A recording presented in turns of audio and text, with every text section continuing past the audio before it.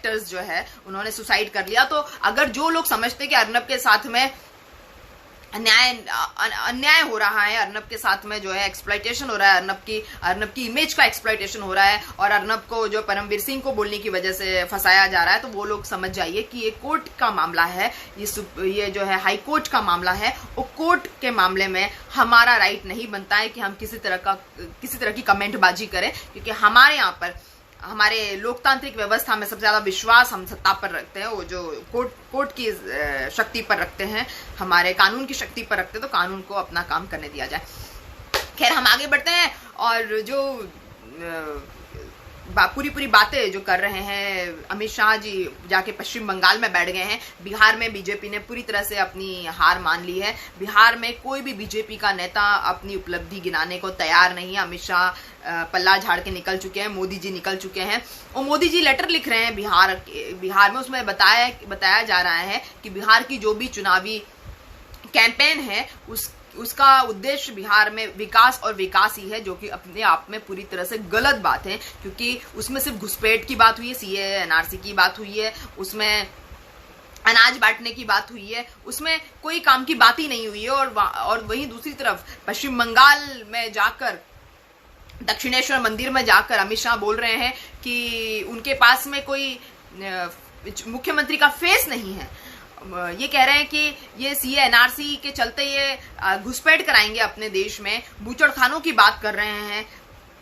ये जाकर पश्चिम बंगाल में बैठ गए हैं और ये बता रहे हैं कि बिहार में मतलब आग लगी पड़ी हुई है, और ये कह रहे हैं कि पश्चिम बंगाल में जो है वो सत्ता परिवर्तन की लोगों को जल्दी है, मतलब ममता सरकार जाए और बीजेपी सरकार आए, जबकि ये नहीं देखते हैं कि बिहार में आग लगी पड़ी हुई है। बिहार में जो है एक भी जनता जो है बीजेपी की रैली अटेंड करने को तैयार नहीं है, और बिहार में मतलब बीजेपी जो है वो मतलब शर्मसार हो गई है। और दूसरी तरफ जाके इस तरह का झूठ जो है हमारे माननीय गृह मंत्री अमित शाह जी बोल रहे हैं कि यहाँ पर पश्चिम बंगाल में जनता को सत्ता बदलने की जल्दी है, सत्ता परिवर्तन की जल्दी है। और ये भी कह रहे हैं कि पूरी जो बिहार की जो पुलिस है वो बीएसएफ को सपोर्ट नहीं कर रही है। पश्चिम बंगाल की जो पुलिस है वो बीएसएफ को सपोर्ट नहीं कर रही है, इसलिए सीए एनआरसी जो है नहीं लग पा रहा है। और ममता सरकार जो है माइनॉरिटी अपीजमेंट कर रही है, तुष्टीकरण की राजनीति कर रही है, इसीलिए भी बीजेपी ढंग से काम नहीं कर पा रही है। उन्होंने पूरी तरह से ममता सरकार को जो कटघरे में खड़ा कर दिया है, राज्यपाल को अपने साइड में कर लिया है। अमित शाह जी ने ममता सरकार को तुष्टीकरण की राजनीति के इल्जाम लगा रहे हैं, बीजेपी का फेस नहीं बता रहे हैं कि बीजेपी का सीएम का फेस कौन होगा। तो ये क्या अपनी विकास के परचम लहराएंगे, ये नहीं बताना चाहते कि ये क्या काम करेंगे, बस ये कह रहे हैं सीए एनआरसी लेकर आ जाएंगे। ये कह रहे हैं पश्चिम बंगाल की जो बीएसएफ सपोर्ट नहीं कर रही है, पुलिस सपोर्ट नहीं कर रही है बीएसएफ को, और अलग अलग तरह की ये बातें कर रहे हैं। बता रहे कश्मीर में जो है 370 हटाकर सब चंगासी, अब उनको पता ही नहीं है कि क्या चंगासी, इंटरनेट कनेक्शन नहीं है, 2 साल से बच्चे स्कूल नहीं जा रहे हैं, फिर भी वो 370 बहाल करने का नाम नहीं ले रहे हैं। कई सारी बातें उन्होंने की है, बूचड़खानों की बातें करी है, घुसपैठियों की बातें करी है, लेकिन कोई भी काम की बात पश्चिम बंगाल में जाकर बीजेपी का झंडा लहराकर अमित शाह जी नहीं कर रहे हैं। तो मैं आपको बताऊंगी कि भाषणबाजी के चक्रों में आप मत आइए, आप अपना दिमाग लड़ाइए, अपनी अकल लड़ाइए और सही इंसान को जाकर वोट देकर आइए, सही पार्टी को जाकर वोट देकर आइए। आपकी अकल का इस समय चलना बहुत ज्यादा आवश्यक है, नितांत आवश्यक हम कह सकते हैं कि आपकी अकल का चलना बहुत ज्यादा आवश्यक है।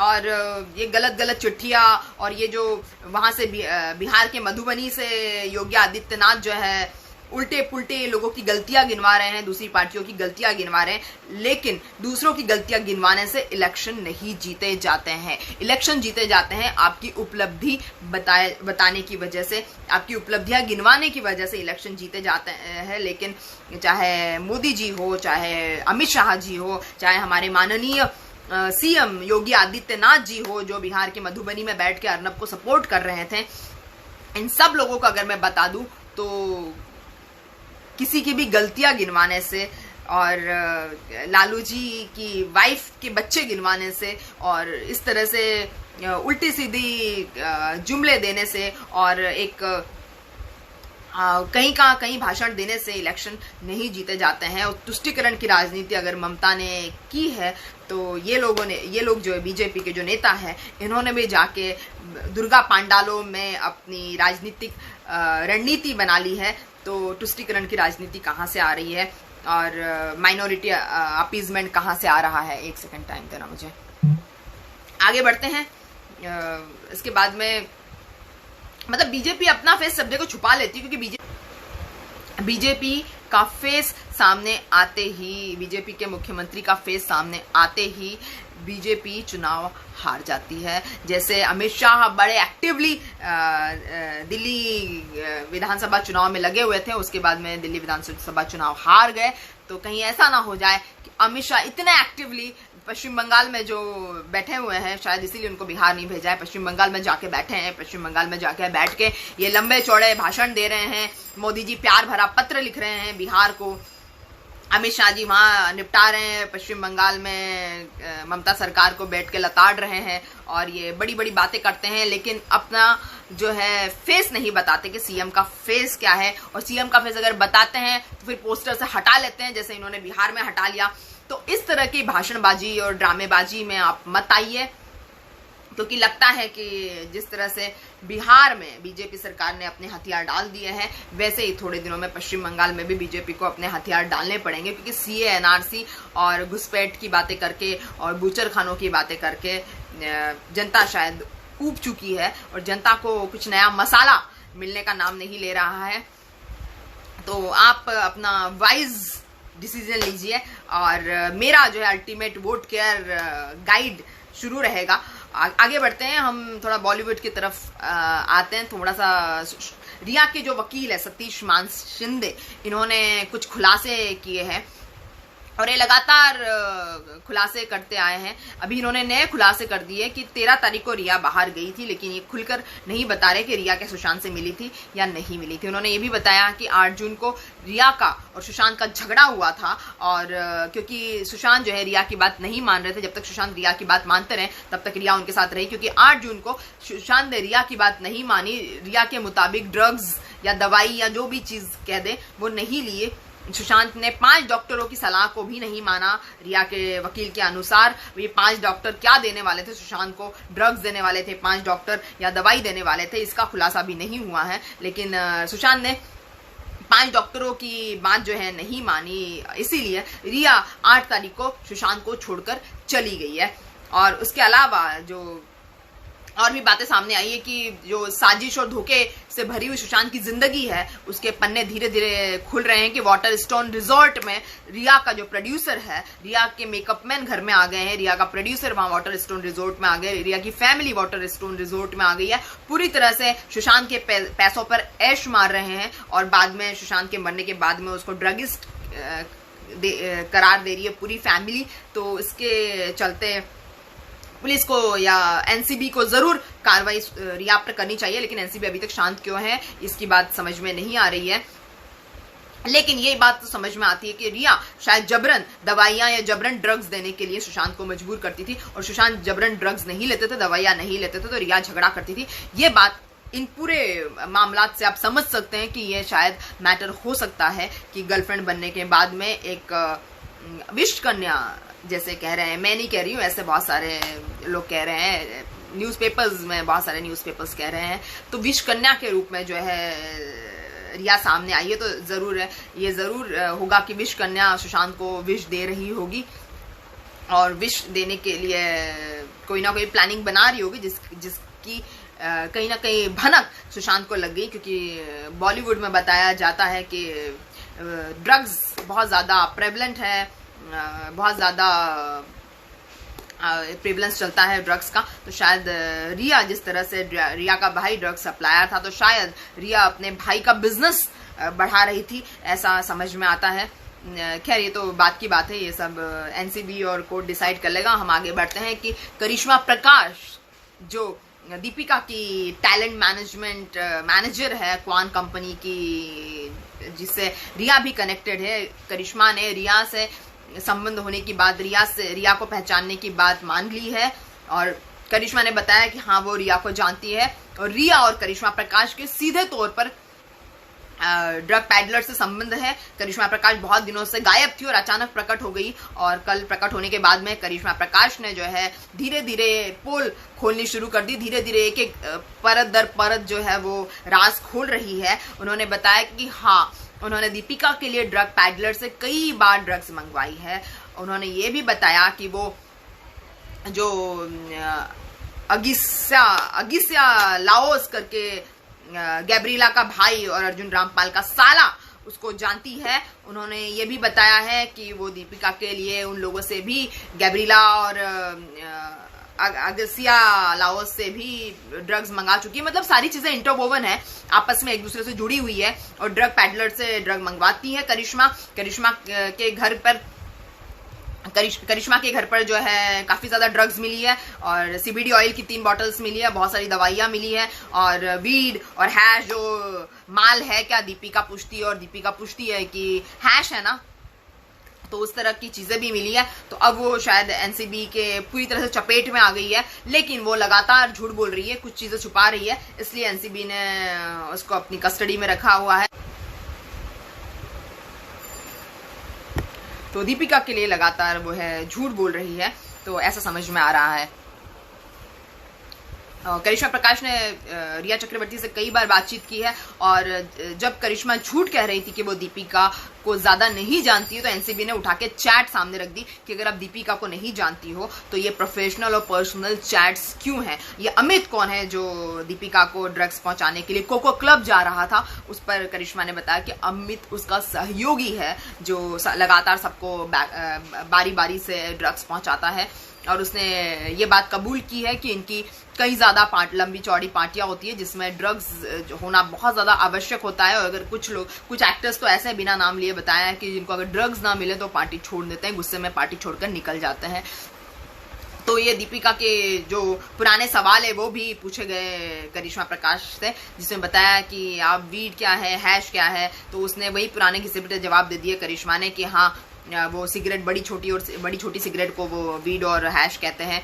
और कई सारी चीजें झूठ और सही बता रही है, लेकिन एनसीबी लगातार सवाल पूछती जा रही है और करिश्मा प्रकाश लगातार टूटती जा रही है। तो ये करिश्मा प्रकाश बताते हैं कि इन्होंने क्वान से भी रेजिग्नेशन दे दिया, तो ऑफिशियली अभी वो दीपिका की मैनेजर नहीं है। ऑफिशियली दीपिका की मैनेजर होने से अब उनको मुक्ति मिल गई है, लेकिन फिर भी दीपिका के साथ में जो उनकी चैट्स है वो पूरी तरह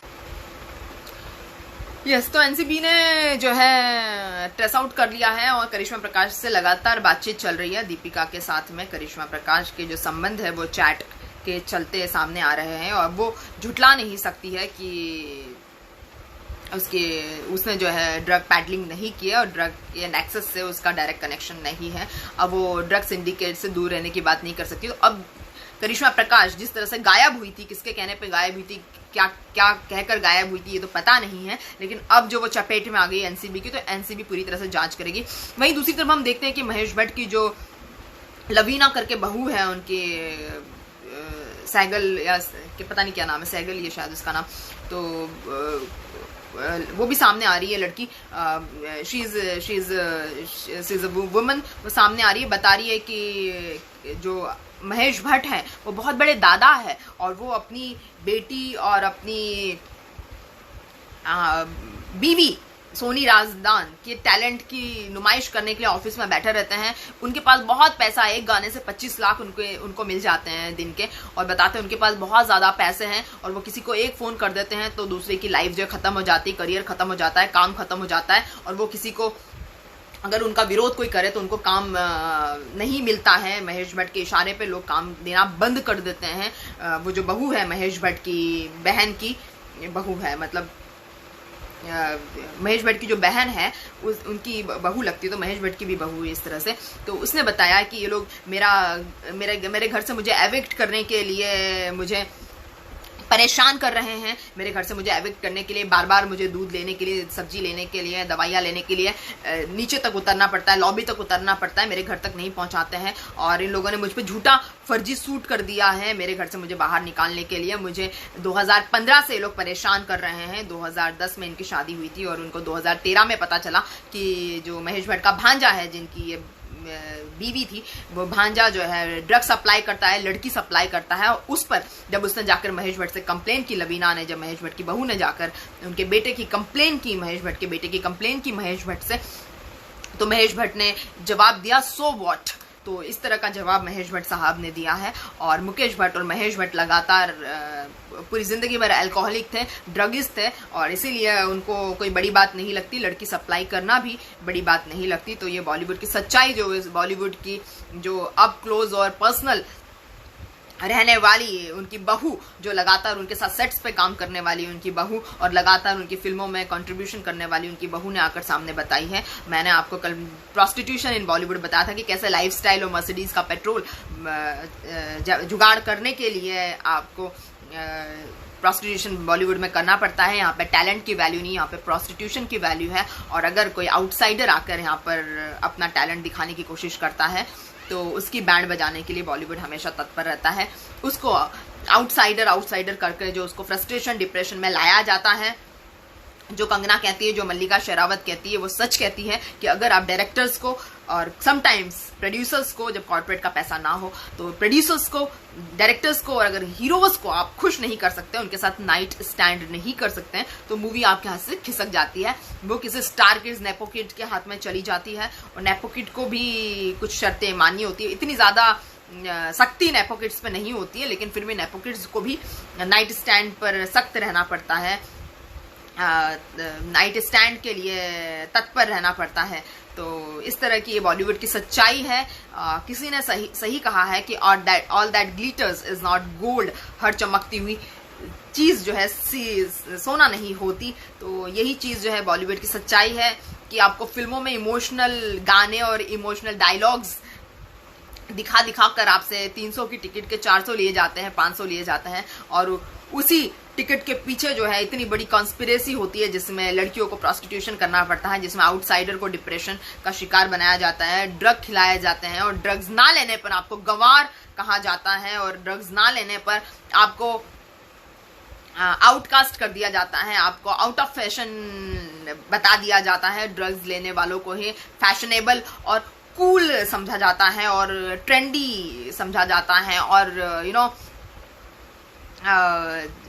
चिल मारू गर्ल समझा जाता है। तो ये सब बॉलीवुड का फैशन है, ट्रेंड है, तो जिसके बारे में मुझे आपको बताना जरूरी था। आप देख सकते हैं लवीना जो है, उनकी महेश भट्ट की बहू है, वो लगातार मीडिया के सामने आ रही है, लगातार उसको 5 साल से परेशान किया जा रहा है। ना पुलिस उनकी रिपोर्ट लिख रही है, ना कोई उनकी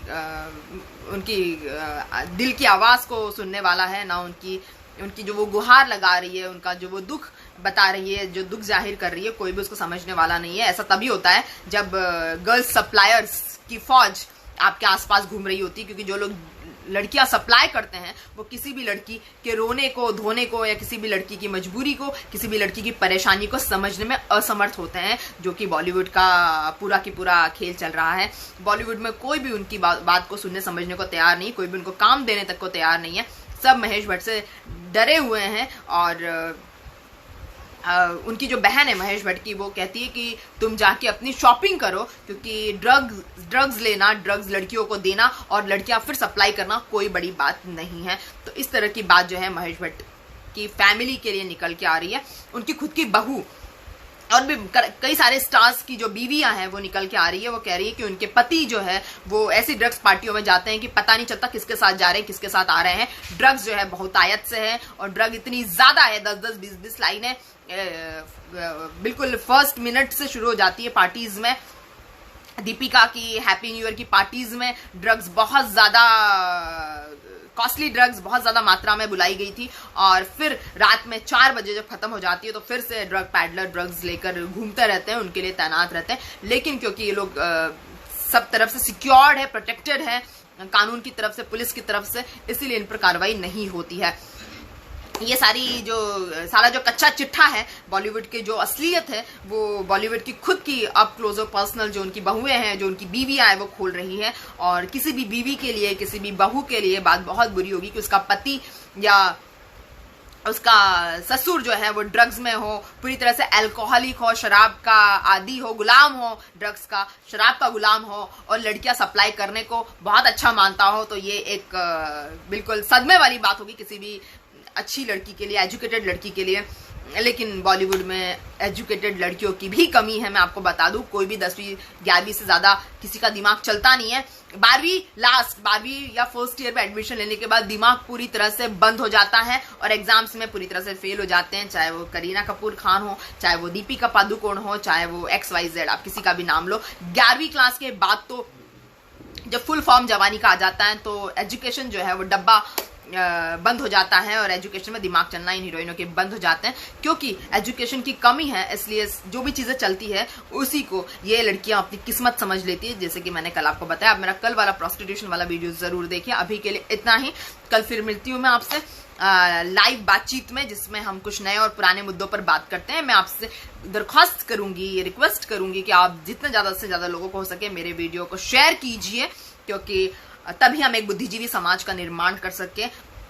आप अपने फ्रेंड्स और फैमिलीज में लगातार सजेस्ट कीजिए, और आप मेरे YouTube चैनल को भी सब्सक्राइब कर सकते हैं, जिसका नाम है परी टॉक्स टू देश की जनता, जिसमें आप सब्सक्रिप्शन बटन को दबा के बेल आइकन को क्लिक कर दीजिए। मैं फिर आपसे उद्घोषणा कर सकती हूँ कि हमारे वीडियोस का उद्देश्य किसी को भी समर्थन या असमर्थन करना नहीं है। किसी भी पार्टी विशेष को, व्यक्ति विशेष को हम समर्थन नहीं दे रहे, ना किसी का असमर्थन कर रहे हैं, लेकिन एक पोल खोल जो है, हमको एक सच्चाई का आईना आप लोगों को दिखाना इस लाइव शो का काम है जो हम कर रहे हैं।